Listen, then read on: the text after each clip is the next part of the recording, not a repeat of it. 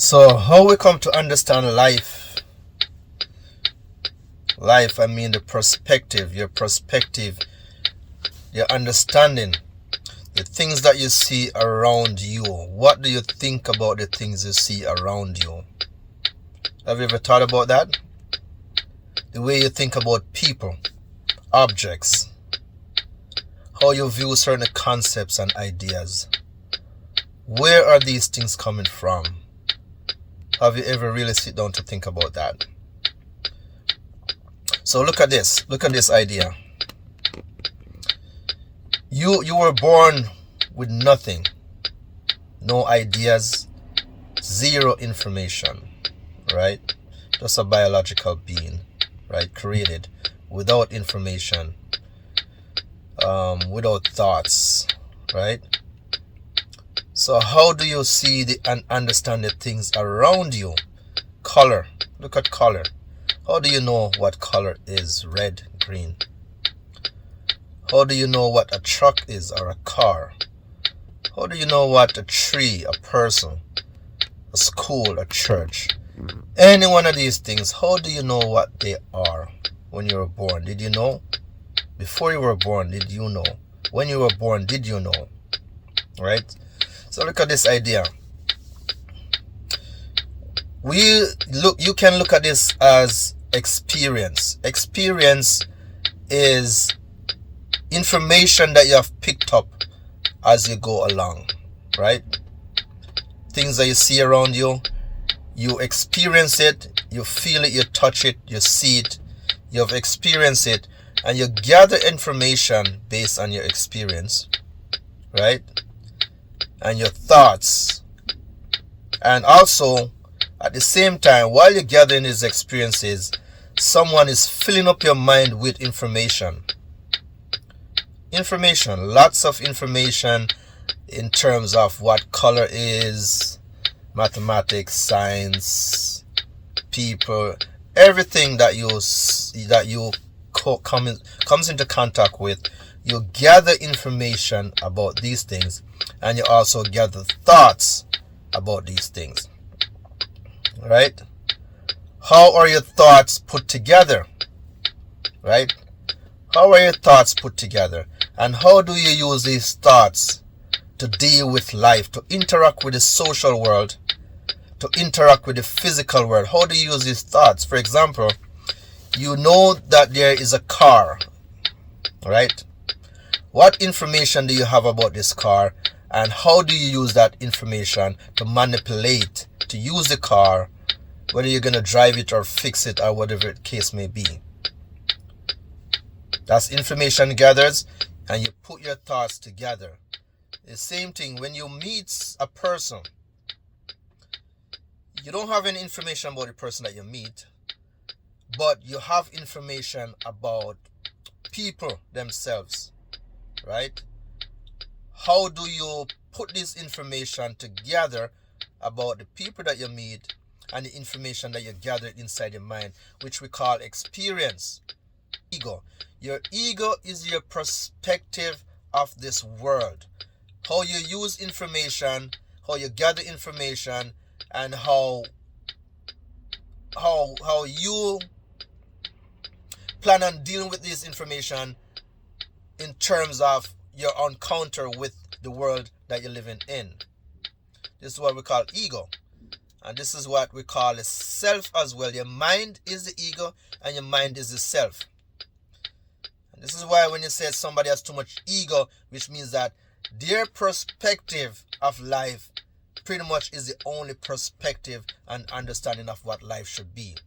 So we said, hey, this person has too much ego because he thinks the only way that he thinks this is the only perspective. There cannot be another perspective. His perspective is universal. The way he sees things, the way he experiences life, he uses that to navigate this world and thinking that everybody else should navigate the world in that same way. Right? So just by me saying that is to come up to this topic of how do you view and understand the nature of a woman um, in terms of, is it possible that the woman might have see the world differently, have different emotions towards the world, more sympathetic or more empathetic, because she now visualize her perspective of the world is different from yours, right? How is that possible? I would say this before I try to push into that idea. No two human being has the same perspective and this world, right? So therefore, it's not possible for men and women to have the same perspective, because no two human being has the same perspective. It's not a woman or man thing, right? So you have to understand this. If you do, think about a woman, there's no reason to think that a woman emotion is less than a man's emotion in terms of aggression, in terms of revenge, in terms of jealousy, in terms of hatred. It's not possible for the woman, because all of these emotions came about based on your perspective, which means that your experience of life, how you view life, from the information that was given, and then you take this information in and you build it into your own. This is the mind. The mind creates its own movie, right? This is what called perspective. So if you think that a woman is not revengeful, it's not possible. If a male is revengeful, a woman is just as revengeful as a male. Even more revengeful. Because think about the idea of information you gathered over the years. Relatively speaking, the woman has been looking at the male figure as dominant and bullyish, which means that the male have viewed the male as a gender that's always controlling and putting them down. So obviously, what does that build up in a person? If you are a male, does it not build up resentment? So if you're a female, does it not build up resentment? Do you really believe the mind looks at gender? The mind doesn't know nothing about gender. This is just a physical quality that people look on the outside. But when the mind is thinking, the mind is only thinking about information and how to use that information to maneuver through this social world. That's the only thing that the mind is thinking about. The mind never thinks about, oh, let me think like a woman. Oh, let me think like a man. No. The mind participates in the social world and physical world. It participates by using the information that it can to the best of its knowledge in order to prevent hurt sometimes, to protect itself.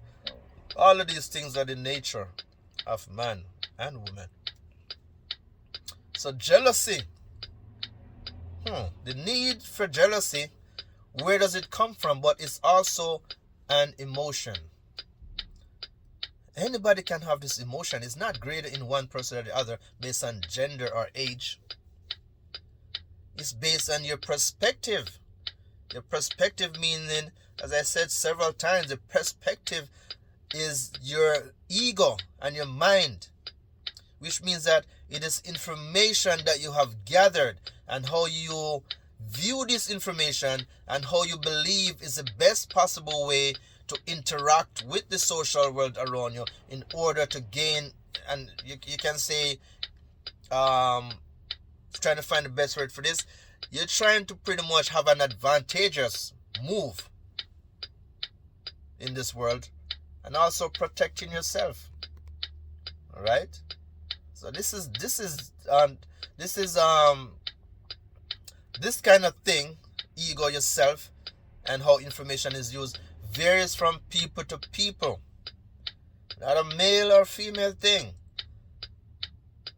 So don't even bother think that you're safer around a female than a male. You're not any more safer around a female than a male, because information, your mind is only using information to get an advantageous move. And if the female needs to find a way to hurt you to gain advantage, she will. If the male feels like he needs to find out to hurt you in order to get an advantageous move over you, or maybe if they feel threatened by you, then they will have the emotional part of yourself which says, hey, I gotta protect me. Right? That's all it is. The mind is never thinking, am I a male or female, and therefore has to make decisions based on the gender. Mind doesn't make decision based on the gender. Mind make this decision based on the best possible outcome that they can have. That's what the mind is thinking about. Best possible outcome. Right? It so happens that our society now has choose to teach an ideology which is false, where women or men seems to identify themselves by gender, and therefore they have picked up on a lot of information that's gender bias, and they have used this information and said, this is me. But it's still information that they're using to gain an advantageous move. It's still information regardless if you identify yourself like this. It only means when you do identify yourself like this, it only means that you're cutting off information from another source, which means that you're only looking at one source of information, which is a female source perspective, and therefore you use that information in order to deal with the social world. Right? But what will be the difference if you use information from a male perspective or information from a universal perspective? The more information you have, the better it would be. So the only difference is that you are limiting yourself based on identity. Right? But how you use the information, it still depends, and what you know, you can only use what you know. And the whole basic idea of me talking about this is that you use the information that you know to create the world around you. Self. Ego, what we call ego. Very dangerous move. Very dangerous move, because while we do all have ego, because ego is just your experience and how you use that inner experience to deal with the social world and physical world. That's all ego is. Even though we all have ego, but